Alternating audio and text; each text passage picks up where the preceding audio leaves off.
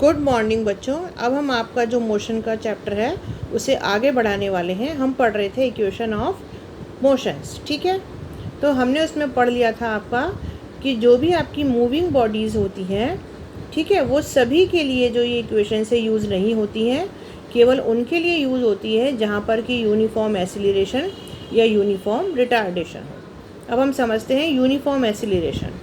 Uniform acceleration का मतलब होता है increasing speed at a uniform rate, यानी कि जब आपका रेट जो है वो यूनिफॉर्म है, बिल्कुल एक जैसा है, तब आपकी स्पीड में जो इंक्रीजिंग हो रही है उसे हम कहते हैं यूनिफॉर्म एसिलरेशन। उसी तरह से है आपका यूनिफॉर्म रिटार्डेशन, यानी कि decreasing speed at a uniform rate.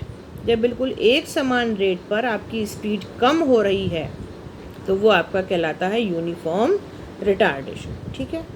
जब बॉडी कांस्टेंट स्पीड से मूव कर रही है तो इन इक्वेशंस की कोई भी ज़रूरत नहीं है। अगर हमारी बॉडी जो है वो कांस्टेंट स्पीड से चलती चली जा रही है, ना तो उसकी स्पीड बढ़ रही है और ना ही उसकी स्पीड कम हो रही है, तब हमें इन इक्वेशंस की ज़रूरत नहीं पड़ती।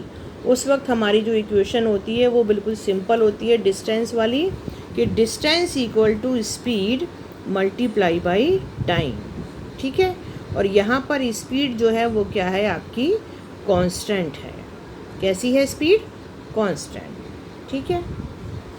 अब हम बात करते हैं आगे, चलिए। जैसे मान लीजिए हमारे ये कोई ऑब्जेक्ट है, वो ए पॉइंट से और बी पॉइंट पे जा रहा है, यूनिफॉर्मली एसिलरेटेड मोशन है उसका, ठीक है ना, यानी कि एक समान जो है मोशन से वो चलता हुआ जा रहा है।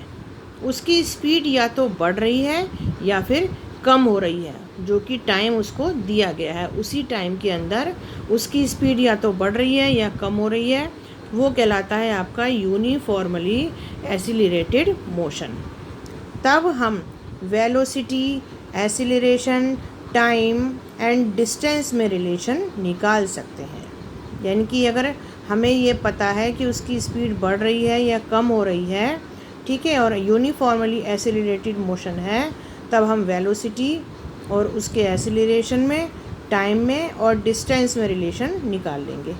3 टाइप्स के आपकी इक्वेशंस हैं, इनको ही हम मोशन ऑफ इक्वेशंस कहते हैं।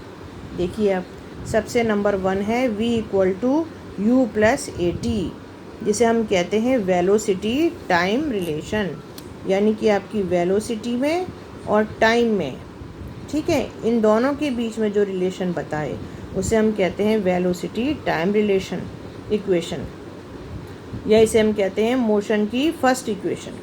दूसरा है s equal to u t plus half a t square, जिसमें कि आपके डिस्टेंस और टाइम रिलेशन को बताया जाता है। यानी कि डिस्टेंस, अभी हम पीछे बात कर चुके हैं कि साइंस में जो है आपके डिस्प्लेसमेंट को या डिस्टेंस को s से डिनोट करते हैं, तो आपके डिस्टेंस और टाइम, ठीक है, इनके बीच रिलेशन बताती है।